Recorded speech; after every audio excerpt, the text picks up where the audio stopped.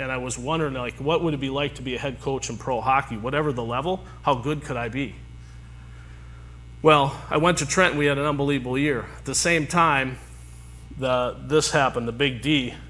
I got divorced after that successful season. I left my wife and 2 children in Pittsburgh after coaching the Penguins, not to move them out of school, my kids, because they'd moved all the time. My son was going to go into his fourth school, like already as a 3rd, 4th grade, 5th grade kid. Like, that was impossible.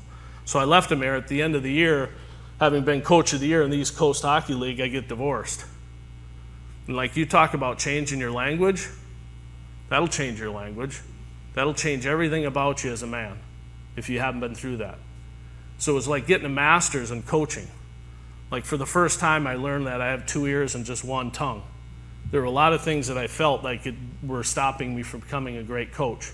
The one thing I did learn is that my language at home became part of my daily language at work. So everything kind of went together. Well, in the end of the day, I don't blame her for not loving me. Like, it was a real eye-opening experience. So then I said to myself real quickly about my language, I was like, well, then who wants to play for me?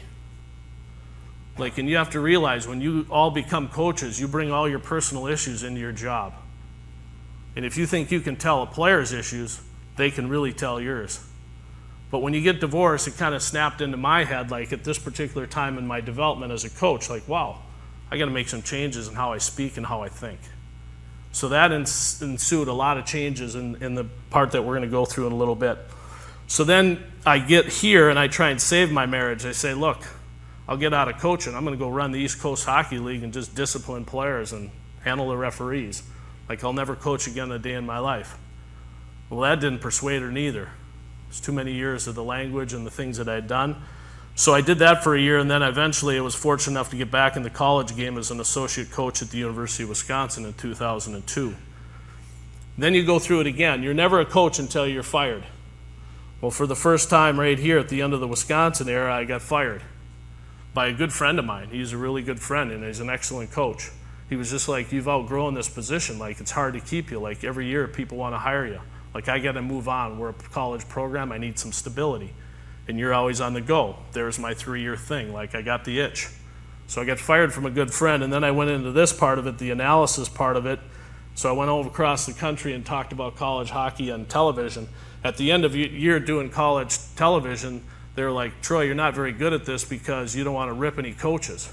I was like, no, I don't want to rip any coaches. I guess you got the wrong guy, because they want you to be real critical about coaches. And I said, nah, it's not my gig. Like, that's not how I'm wired. Like, coaches have choices. Who am I to sit up here and say you made the wrong choice? That's just how I see things. So I didn't do that anymore, and then I went to Victoria at the end of the year, which is just obviously across the water, and then another life-changing moment. You change again for a lot of reasons. I became a high school coach in New Prague, Minnesota, just so I could coach my son. My son was living in Pittsburgh. I was tired of being a single guy, like living without my kids, so I asked my ex-wife, will you give me my son, one of my 2 boys, if I coach high school hockey in Minnesota where I grew up? Like, that's a big thing there. She said, yeah, I'll let him live with you.